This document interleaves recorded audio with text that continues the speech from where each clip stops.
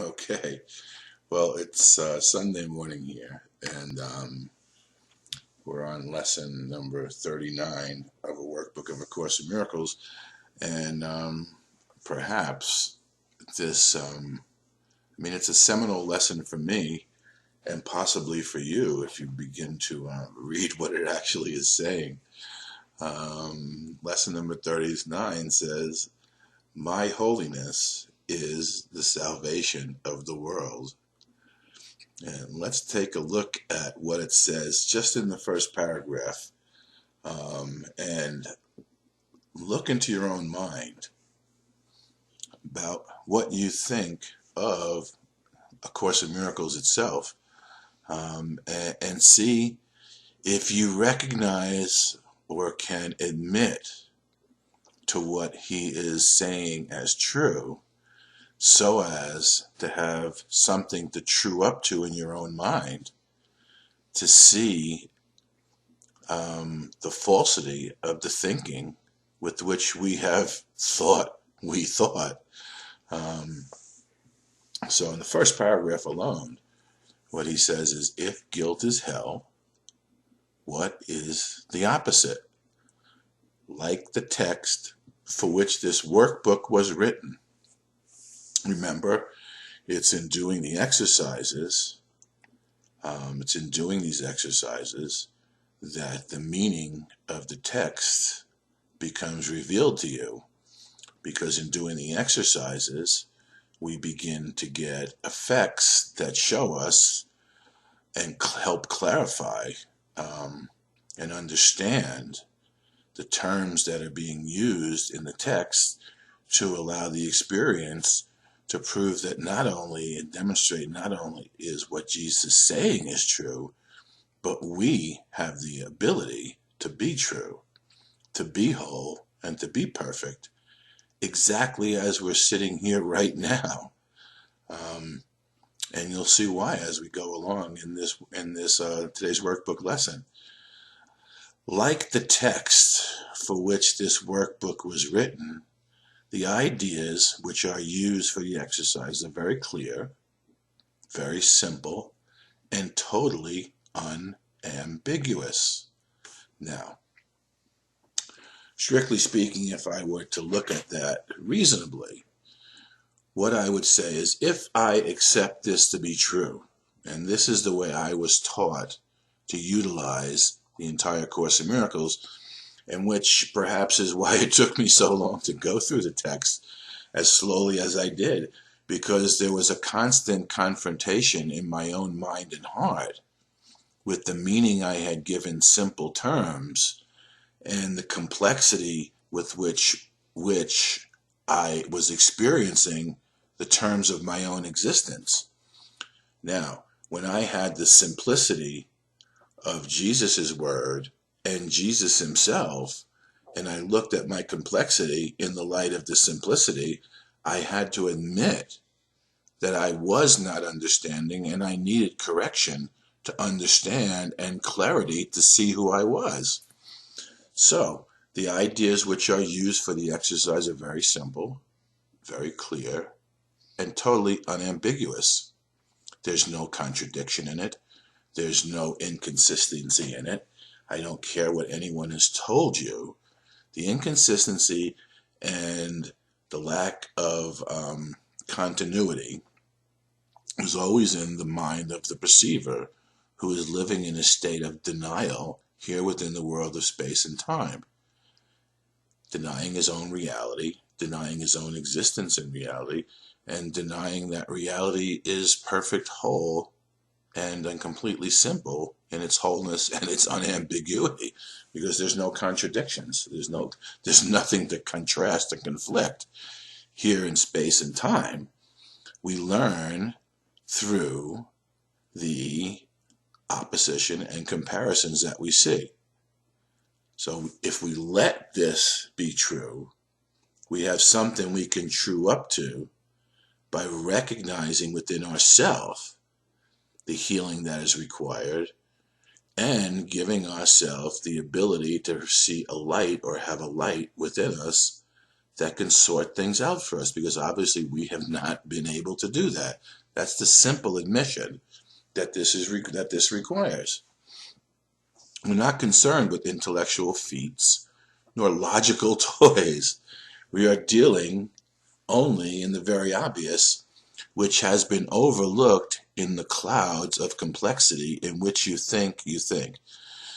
Now, personally speaking, in my own experience, one of the things that I have noticed is, and this is the importance of recognizing the point in which your own mind, where you're experiencing, let's say, an error or a mistaken understanding, and not using our own thinking to justify, rationalize, intellectualize, or spiritualize our thoughts in order to cloud over the simplicity of our own need with the complexity of the egoic thinking.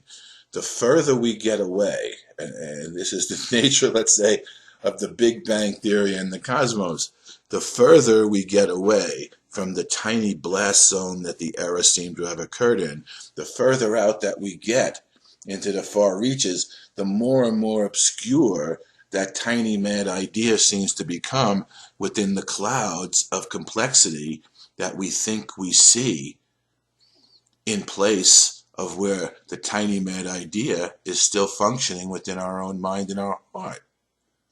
So the further we get to the blast zone, the less we're looking at the effects of the blast, and the more we're looking at the clouds that are the effect of the blast zone, rather than the tiny mad idea within it exists in all of us, and within which, in our minds, within which we're asking for the correction for that tiny mad idea. And today is the beginning of our ability to see how small the idea is and how we can get the correction in any point in time if we so desire. We are dealing only in the very obvious, which has been overlooked in the clouds of complexity in which you think you think. If guilt is hell, what is its opposite? This is not difficult, surely. The hesitation you may feel in answering is not due to the ambiguity of the question, because everything in this course is posed in a binary way. It's a yes or no. It's the simplicity of it. Either it's true or it's false. In the clouds of the complexity in which we think, things become complicated, and there's all this gray area, which is what the clouds are.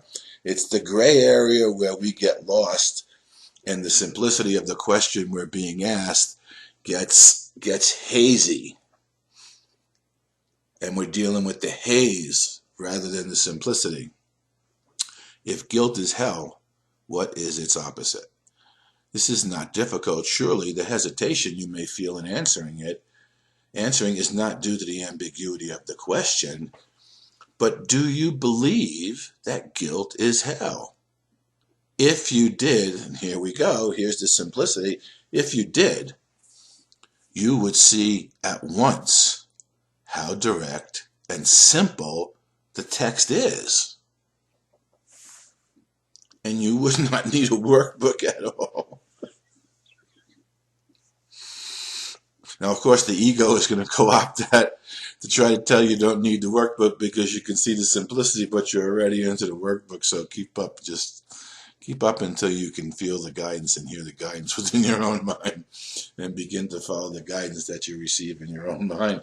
And believe me, I wouldn't settle for inspiration. I wouldn't settle for signs and symbols. I wouldn't settle until I experienced the direct voice for God answering me very specifically within my own heart and mind, because that's what I was trained to do, and to make no compromises where that seemed to play a part, and to make no compromises in what the Course was saying. If it's a voice for God, there's a voice for God that will speak to you if and when you're ready to hear that voice, rather than the complexity that seems to exist in the clouds of the different ways in which guidance can show up to rationalize away the need to hear the voice for God within your own heart and mind.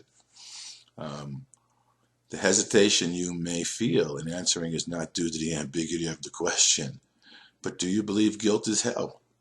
If you did, you would see at once how direct and simple the text is, and you would not need a workbook at all.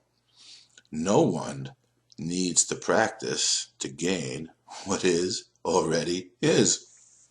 Hence, the preface to this series, in a sense, is there's nothing to get. You've already been given everything.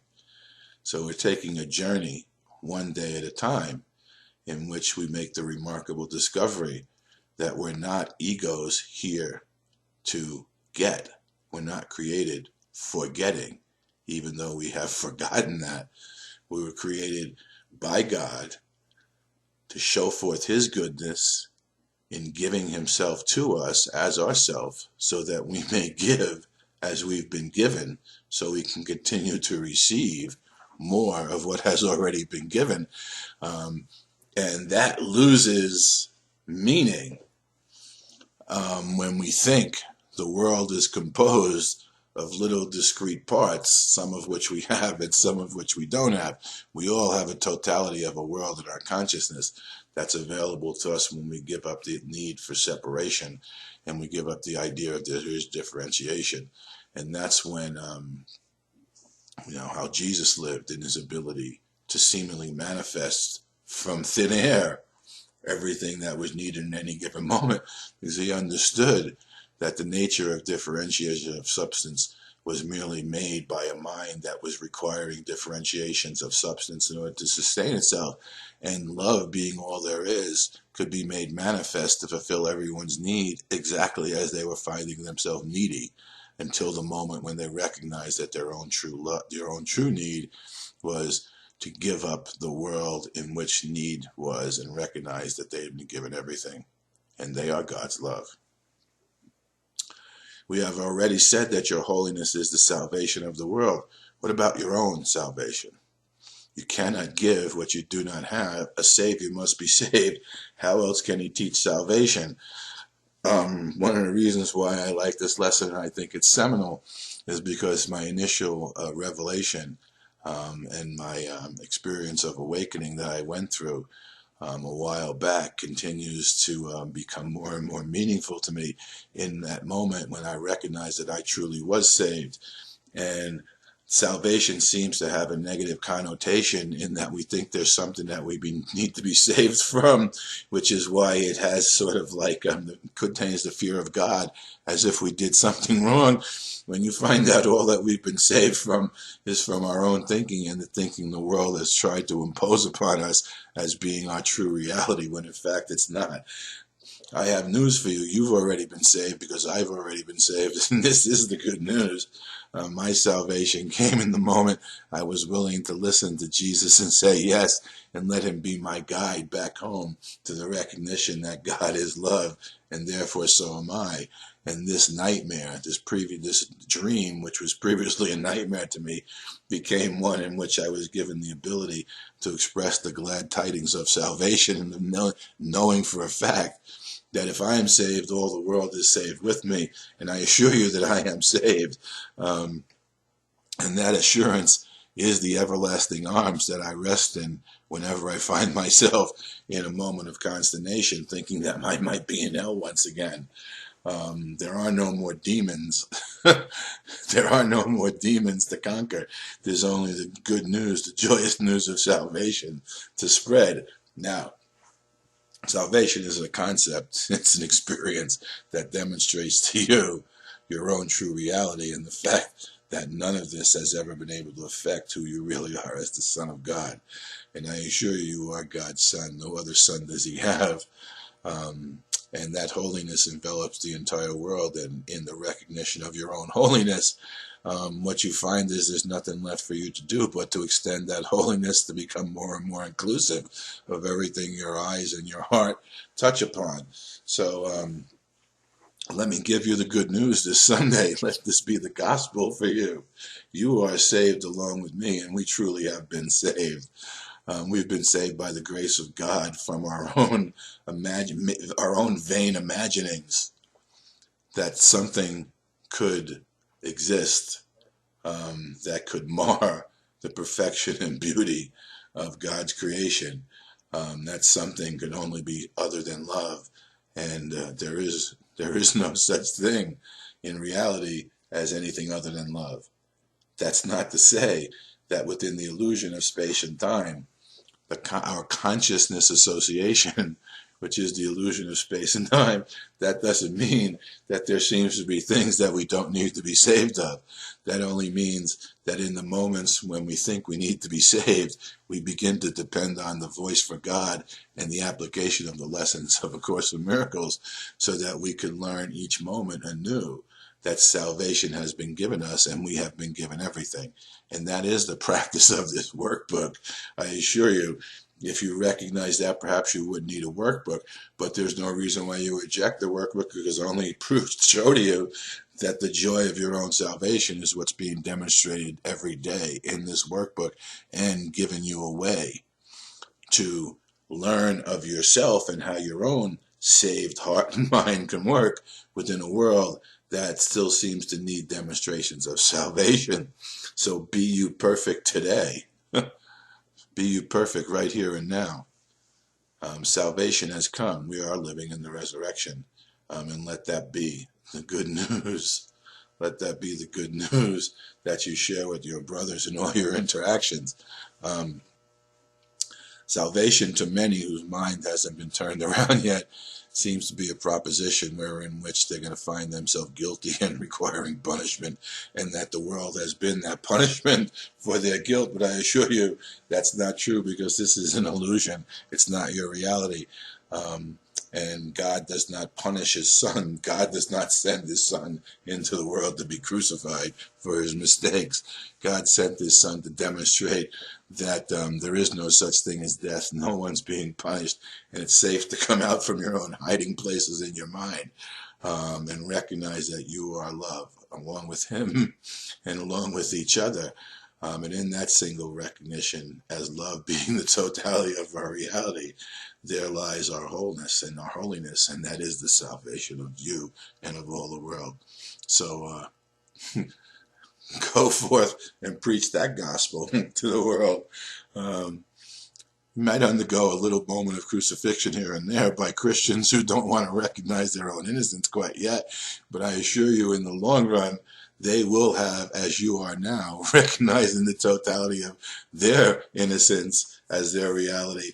And in those miracles, we will shorten the need for time, and the illusion will simply slip away, and we'll see a bright new world take its place all around us, within us, beside us. And that will include all of our loved ones, and even many of the ones we thought we previously hated, as our new and present loves. So you go forth and have a great day today.